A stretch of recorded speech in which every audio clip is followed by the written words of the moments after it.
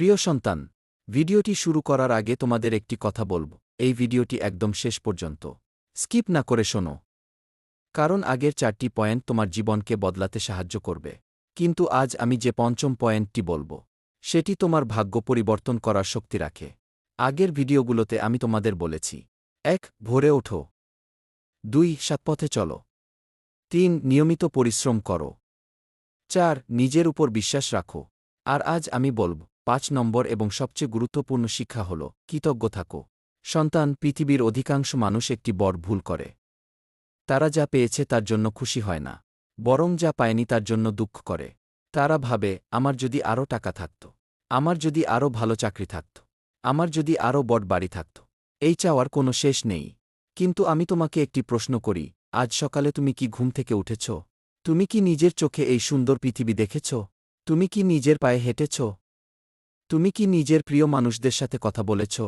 যদি উত্তর হ্যাঁ হয়, তাহলে তুমি এমন অনেক আশীর্বাদ পেয়েছ, যা পৃথিবীর অসংখ্য মানুষের কাছে নেই। তবুও মানুষ সেগুলোর মূল্য বোঝে না। সন্তান, কৃতজ্ঞতা হল এমন একটি চাবি যা সুখের দরজা খুলে দেয়। যে ব্যক্তি প্রতিদিন কৃতজ্ঞ থাকে, তার মন শান্ত থাকে, তার চিন্তা ইতিবাচক হয়, সে ছোট ছোট বিষয়েও আনন্দ খুঁজে পায়। আর যে ব্যক্তি সবসময় অভিযোগ করে, সে কখনোই সত্যিকারের সুখ খুঁজে পায় না। মনে রেখো, কৃতজ্ঞতা মানে শুধু কি ধন্যবাদ বলা নয়। কৃতজ্ঞতা মানে হল তোমার জীবনে যা আছে তার মূল্য বোঝা। একজন কৃষক যখন বীজ বপন করে, সে সঙ্গে সঙ্গে ফল পায় না, তবুও সে প্রকৃতির প্রতি কৃতজ্ঞ থাকে। একজন ছাত্র যখন পড়াশোনা করে, সে প্রথম দিনেই সফল হয় না, তবুও সে শেখার সুযোগ পাওয়ার জন্য কৃতজ্ঞ থাকে। এভাবেই কৃতজ্ঞতা মানুষকে ধৈর্যশীল এবং শক্তিশালী করে তোলে। সন্তান, আমি যখন কুরুক্ষেত্রের ময়দানে অর্জুনকে জ্ঞান দিয়েছিলাম, তখন তাকে শিখিয়েছিলাম, নিজের কর্তব্য পালন করো এবং ঈশ্বরের আশীর্বাদের প্রতি বিশ্বাস রাখো। কারণ যে ব্যক্তি কৃতজ্ঞ থাকে, সে কখনো নিজেকে একা মনে করে না, তার হৃদয়ে সবসময় আলো থাকে। আজ থেকে একটি ছোট অভ্যাস শুরু করো। প্রতিদিন রাতে ঘুমানোর আগে 3টি বিষয় লিখে রাখো, যার জন্য তুমি কৃতজ্ঞ।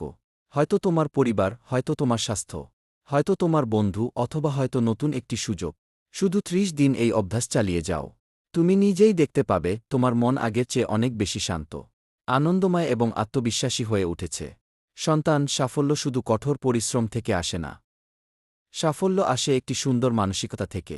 আর সেই সুন্দর মানসিকতার ভিত্তি হল কৃতজ্ঞতা। তাই আজ আমি তোমাকে বলছি, যা নেই তার জন্য আফসোস করো না, যা আছে তার জন্য কৃতজ্ঞ হও।